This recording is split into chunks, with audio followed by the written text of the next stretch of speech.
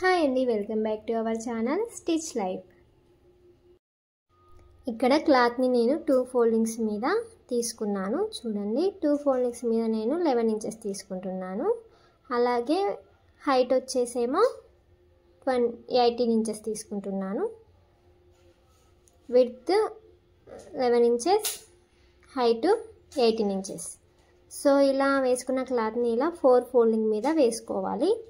4 folding మీద వేసుకున్న తర్వాత ఓపెన్స్ అనేవి మన వైపు ఉంచుకోవాలి. ఇలా ఓపెన్స్ అనేవి మన వైపు ఉంచుకొని 8 ఇంచెస్ దగ్గర ఇక్కడ పైనుంచి కింది వైపుకి ఇలా 8 ఇంచెస్కి ఇలా ఒక మార్కింగ్ చేసుకోండి. విడ్త్ ఏమో 2 ఇంచెస్. సో ఈ హైట్లో ఇలా మెజర్ చేసుకొని ఇలా బాక్స్ డ్రా చేసుకోవాలి. డ్రా చేసుకొని ఇలా కొంచెం ఇలా కరువు తీసుకున్నాను. ఇక్కడ కింది వైపు 1 ఇంచ్ పెట్టి ఇలా క్రాస్లో 1 ఇంచ్కి లైన్ డ్రా చేశాను. సో ఇలా మార్కింగ్ చేసుకున్న విధంగా కట్ చేసుకుందాం. ఇలా కట్ చేసుకున్న తర్వాత ఇక్కడ మనకి కింది వైపున జాయింట్ ఉంటుంది, దీన్ని సపరేట్ చేసుకోవాలి. సో విధంగా ఇలా కట్ చేసుకున్న తర్వాత ఇక్కడ కింది వైపున ఫ్రిల్స్ కోసం క్లాత్ అయితే ఇలా కట్ చేశానండి.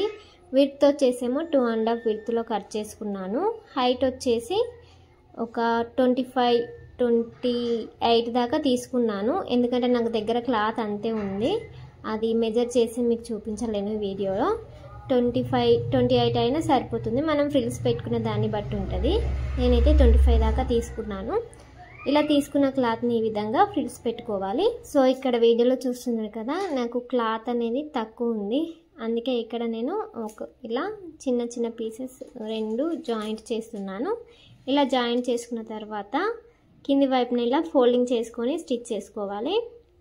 ఇది వచ్చేసి మనకి ఫ్రిల్ కోసం అండి. కింది వైపు ఫోల్డింగ్ చేసి ఈ విధంగా చిన్నగా.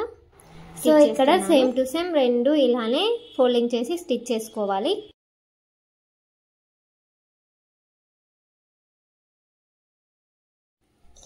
ఇక్కడ ఇలా 2 స్టిచ్ చేసుకున్న తర్వాత ఫ్రిల్స్ పెట్టుకోవాలి. ఈ ఫ్రిల్స్ వచ్చేసి ఇలా గ్యాదర్ చేసుకోవాలి. ఈ 2 పీసెస్కి కూడా సేమ్ టు సేమ్ దీనిలో ఇలా ఫ్రిల్స్ పెట్టుకోవాలి.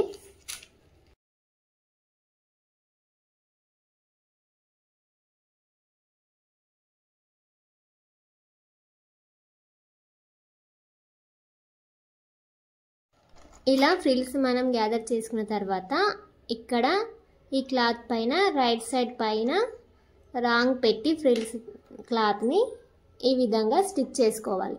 రాంగ్ రైట్ చూసుకొని మనం స్టిచ్ చేసుకోవాలి క్లాత్ వచ్చేసి. సో ఇప్పుడు ఇక్కడ రైట్ సైడ్ మీద నేను ఇది రాంగ్ సైడ్ పెట్టి స్టిచ్ చేస్తున్నాను. నెక్స్ట్ వన్ కూడా సేమ్ టు సేమ్ దీనిలాగానే. సో ఇక్కడ దీనికి నేను అణుగుడు కుట్టేస్తున్నాను.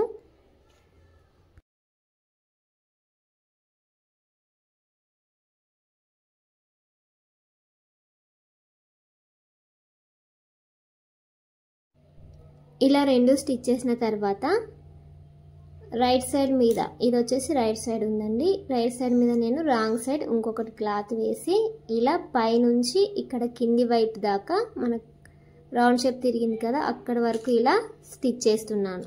సో 2 వైపులా స్టిచ్ చేసిన తర్వాత ఇక్కడ కింది వైపు మళ్ళీ 2 అటాచ్ చేసుకోవాలి.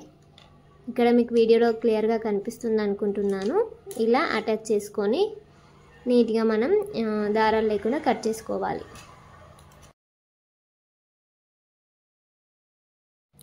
ఇక్కడ నేను ఎలాస్టిక్ యూజ్ చేస్తున్నాను. ఎలాస్టిక్ వచ్చేసి ఇక్కడ 1/2 ఇంచ్ హైట్లో తీసుకున్నాను.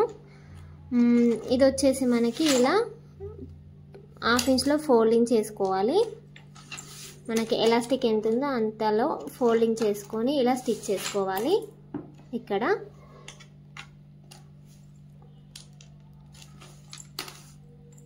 ఇక్కడ ఈ ఫోల్డింగ్ వచ్చేసి కొంచెం ఓపెన్ నుంచి స్టిచ్ చేసుకోవాలి. ఈ ఓపెన్ వచ్చేసి మనకి ఎలాస్టిక్ లోపలికి పెట్టడానికి. చూస్తున్నారు కదా, కొంచెం నేను ఓపెన్ ఉంచాను.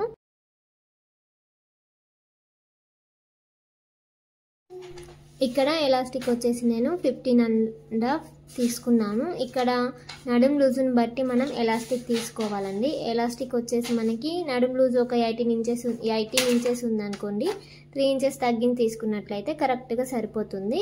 ఇక్కడ నాకు మా పాపకి 18 ఇంచెస్ ఉంది నడుం లూజు, అయితే నేను 15.5 అట్లా తీసుకున్నాను.